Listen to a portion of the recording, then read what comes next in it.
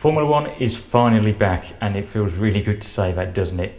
Not long to go now until the first race of the season, the Bahrain Grand Prix. So for this video, I thought I want to focus on what I think are going to be sort of the biggest talking points, the major stories that everyone's going to be talking about throughout the season.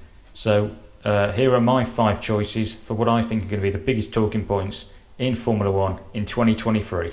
So for my first pick, I've gone with the reigning champions Red Bull, and can they overcome the cost cap penalty that they will be carrying into this season off the back of breaching the 2021 cost cap. Now this, in my opinion, is without doubt going to be the biggest talking point of the whole season. Just to recap, Red Bull at the end of last year were found to have not complied with the financial regulations for the 2021 cost cap. They were found to have overspent the £145 million limit, and as a result they were handed a £7 million fine and given a 10% reduction in aero testing. So what that effectively means is that Red Bull will have much less wind tunnel time than all the other teams on the grid, and that in turn will obviously also affect their car development through the season. This means that the big question coming into this year is, can Red Bull overcome those penalties and remain in a competitive position through the season as they look to defend both of the championships that they won last year? Now this obviously was a major controversy at the end of last year, and the general feeling was once Red Bull received those penalties they had gotten off lightly, but nevertheless Red Bull has been open about the challenges that they face with the resulting penalties and how they're trying to get around them as best as they can going into this year. And judging by pre-season testing, you have to say that Red Bull is looking in good form and going in firmly into the new season as favourites. The car looking really good on track during the 3 days in Bahrain.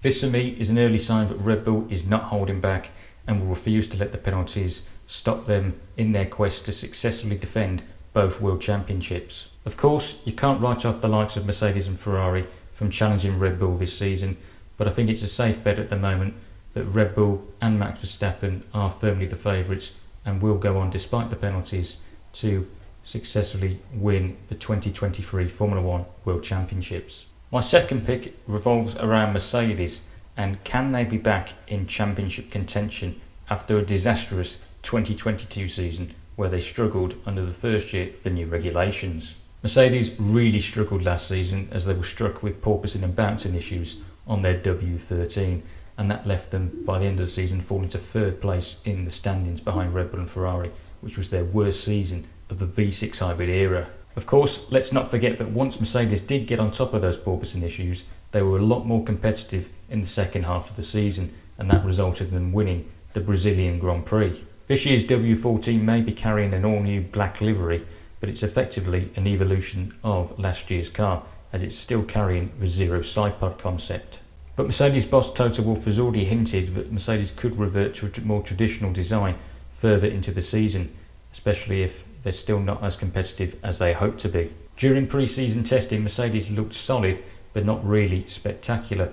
The new car looks an improvement on last year's W13, but is still lacking raw speed compared to the front runners. So at the minute, you've got to say that Mercedes are probably going to be playing catch up like they did last year to the likes of Red Bull and Ferrari. Their long run pace and quali pace looked pretty decent, but still not probably where they hope to be. I'm sure that you would agree that before the start of testing, you'd have bet on Mercedes being in championship contention this year, but after the 3 days in Bahrain, I'm not so sure anymore. I think they've still got a long way to go if they want to fight for this title.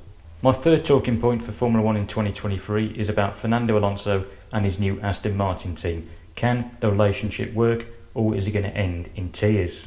I think it's fair to say that you quite never know what you're going to get with Fernando. 1 minute he can be praising you, the next he can be openly criticising you.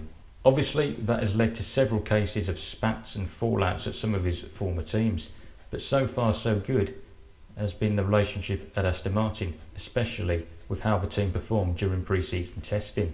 On the final day of the test, Alonso did a race stint on the medium C3 tyre, and this ultimately proved to be quicker than what either Mercedes or Ferrari managed to do, leaving them only behind Red Bull. This has obviously now got a lot of people talking about Aston Martin going into the season, and I think a lot of people are expecting them to be the surprise package of 2023, even though Fernando himself is a little bit more cautious. I think that if Aston Martin can deliver on their early season promise from the first race in Bahrain, it will only be good for the relationship with Fernando. We know from over his career that when he has a competitive car, he always delivers. My fourth talking point is about Oscar Piastri, and can he live up to the hype as he prepares to make his Formula One debut this season with McLaren.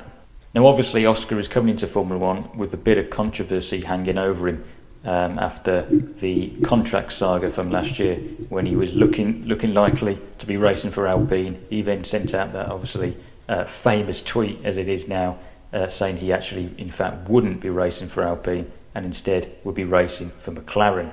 But if you put that just to one side for the moment and just focus on his racing career through the junior ranks, it really is not difficult to see why Oscar is so highly rated. I mean, he's coming into Formula One off the back of winning the F2 and F3 championships back to back in 2020 and 2021, so it's really not hard to see why people are already comparing him with the likes of Max Verstappen and Lewis Hamilton. But obviously there is no guarantee that Oscar can perform in Formula One as well, so there is a lot of pressure on his shoulders to prove that he can live up to expectations and show why he is the next big thing. Let's not forget that he's going up against Lando Norris in the same car, and that is going to be a difficult task in itself because Lando is seen as one of the best drivers on the grid currently. But I don't mean that as that Oscar has to beat Lando. I think that as long as he's closer to Lando and pushes him harder than Daniel Ricciardo did during their 2 years as teammates, that would class as a solid and respectable rookie season.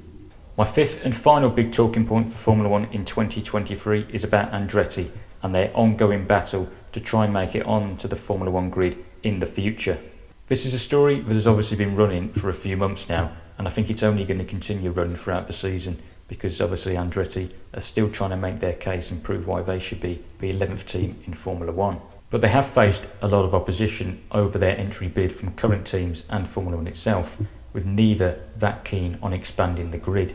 Andretti has already revealed its plans to enter Formula One with General Motors under the Cadillac brand, but the earliest they'll be able to do so is 2025. This is because of the FIA's new application process for potential new teams, and even then are they not guaranteed to be accepted.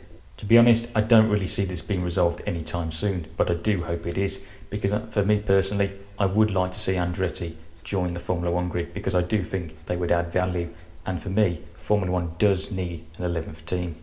So there you have it. There are my 5 picks for what I think are going to be the biggest talking points in Formula One in 2023.